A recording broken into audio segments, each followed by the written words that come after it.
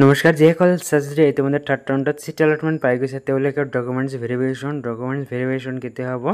আৰু documents verification কি ছাত্ৰীসকল ডকুমেণ্টছ লৈ যাব লাগিব কাষ্ট কেটেগৰী ৱাইজ লগতে জনাম যে যিসকল আপগ্ৰেডেশ্যন পাইছে সেইসকলৰ ভিতৰত কোনসকলে ডকুমেণ্টছ এতিয়া ভেৰিফিকেশ্যন কৰিব লাগিব সেইটো জনাম আপগ্ৰেডেশ্যন যিসকল পাইছে সকলোৰে নহয় কিন্তু কিছু সংখ্যক ছাত্ৰীৰ এইটো ভেৰিফিকেশ্যন কৰিব লাগিব যদি এইটো নকৰে অন্যথা তেওঁলোকৰ চিটটো কেঞ্চেল হৈ যাব ভিডিঅ'টো ষ্টাৰ্ট কৰাৰ আগতে আপোনালোক সৰু এটা ৰিকুৱেষ্ট যদি ভিডিঅ'ত লাইক কৰা নাই এটা লাইক কৰিব আৰু চেনেলটো যেতিয়া সাবস্ক্ৰাইব কৰা নাই তেনেহলে আপোনাক ৰিকুৱেষ্ট কৰিম আপোনালোকে চেনেলটো সাবস্ক্ৰাইব কৰিবলৈ নাপাহৰিব তো প্ৰথমতে কোৱা হৈছে যে আপোনালোকৰ ডকুমেণ্টছ ভেৰিফিকেশ্যন যি কৰিব লাগিব এইটো কেতিয়া কৰিব লাগিব 16 পৰা 19 তাৰিখলৈকে আপোনালোকে কৰিব লাগিব কি ডকুমেণ্টছ আপোনালোকে লৈ যাব লাগিব তো ভালকৈ মন কৰিব ইয়াতে কি দিয়া আছে ইয়াতে দিয়া আছে ডকুমেণ্টছ ৰিকোয়াৰ্ড ফৰ ক্যান্ডিডেটৰ বাবে কি ডকুমেণ্ট ইয়াতে দিয়া আছে এলটমেণ্ট প্ৰুফ ইয়াতে print out of the screenshot of allotment from the website অৰ্থাৎ যেটো সিট allotment আহিছে হেতু আপোনাক কি কৰিব লাগিব স্ক্ৰিনশ্বট কৰি আপোনাক এটো প্ৰিন্ট আউট কৰি ল'ব লাগিব এটো মই আগতে এবাৰ দেখুৱাইছিল যদি আপোনাক দেখাব লাগে আপোনাক এবাৰ কমেন্ট কৰিব নাইবা আপোনাক WhatsApp-ত কন্টাক্ট কৰিব মই আপোনাক এটো জনাই দিম যে কেনেকৈ আপোনাক স্ক্ৰিনশ্বটটো ল'ব কোনটা পেজ স্ক্ৰিনশ্বট ল'ব লাগিব বা কোনখিনি আপোনাক স্ক্ৰিনশ্বটত থাকিব লাগিব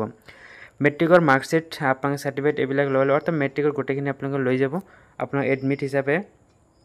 এজ প্ৰুফ হিচাপে এডমিট লৈ যাব পিআৰসি এটো সকলোৰ বাবে লাগিব caste certificate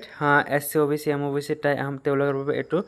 caste certificate general বাবে কাষ্ট সাৰ্টিফিকেটটো নালাগে ফৰ ওবিসি ক্যাটাগৰী এনসিএল এটো ৰিকোয়াৰ্ড লাগিব টিএফডব্লিউ যিসকল তেওঁলোকৰ income certificate valid income certificate লাগিব ইয়াৰ পিছত দিয়া আছে যে পাসপোৰ্ট সাইজ ফটো ল'ব লাগিব 5 কপি আৰু 4700 টকা আপোনাক পেমেন্ট কৰিব লাগিব টিএফডব্লিউ যিসকল আছে তেওঁলোকে 4200 টকা আপোনাক পে কৰিব লাগিব এডিশনাল কিছুমান ডকুমেন্ট তাত উল্লেখ কৰিছে যদিও এটো পৃথকভাৱে এটো দিয়া আছে যে ওবিসি এমওবিসি তেওঁলোকৰ বাবে ইয়াতে কাষ্ট যেটো এটেচ সাৰ্টিফিকেট এটো লাগিব এসসি এসটি এসটিপি তেওঁলোকৰ এটো কাষ্ট সাৰ্টিফিকেট আৰু ওবিসি এমওবিসি তেওঁলোকৰ এটো caste certificate along with non criminal layer certificate এটো ল'ব লাগিব ইয়াতে দিয়া আছে ৰুম অফ দা এটো কৰপৰা ল'বলৈ হেতু দিয়া আছে ইয়াতে টিজিএলসি এক্সটিজিএলসি কোচ ৰাজবংশী টাই আহম এইবিলাক যে নন ক্ৰিমিনেল লয়াৰ এটো লাগিব মৰাণ কমিউনিটি তেওঁলোকৰ নন ক্ৰিমিনেল লয়াৰ এনসিএল এটো লাগিব ইয়াতে গোটেইখিনি কিন্তু ইয়াতে উল্লেখ কৰা আছে যিসকলে গ্ৰাণ্ডজন কি ফ্ৰীডম ফাইটাৰ হয় তেওঁলোকৰ এটো কি দিয়া আছে সাৰ্টিফিকেটটো ল'ব লাগিব from the home and political ডিপাৰ্টমেন্টৰ পৰা এটো ল'ব লাগিব 2 নম্বৰতে দিয়া আছে এটোৰ পৰা ল'লে এটো কনসাৰ্নড ডেপুটি কমিশনাৰ পৰা ল'লে এটো হৈ যাব এস সন্ডাটাৰ যদি ৰিটায়াৰ্ড ডিফেন্স পাৰসন হয় তেনেহলে আপোনাক এটো ৰাজ্যিক সৈনিক বৰ্ডৰ পৰা সাৰ্টিফিকেট ল'ব লাগিব স্পৰ্টছ কোটা যেটো তেওঁলোকৰ এটো সাৰ্টিফিকেট ল'ব লাগিব অৰ্থাৎ সাৰ্টিফিকেট ফ্ৰম দা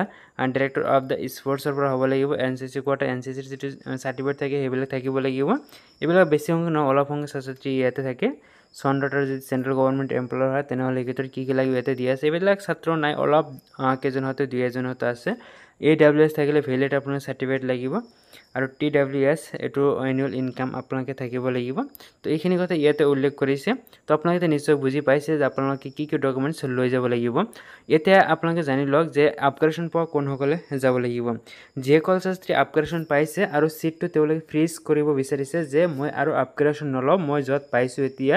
আপগ্ৰেডেশ্যন তাতে মই আৰু এডমিশন লম আৰু বেলেগ ঠাইত আমি নাই বেলেগ কলেজত নাই বেলেগ ব্ৰাঞ্চত আমি নাযাও তেওঁলোকে কলেজত যাব লাগিব আৰু 10% টকা তেওঁলোকে পেমেন্ট কৰিব লাগিব মন ৰাখিব এই ক্ষেত্ৰত আপোনালোকে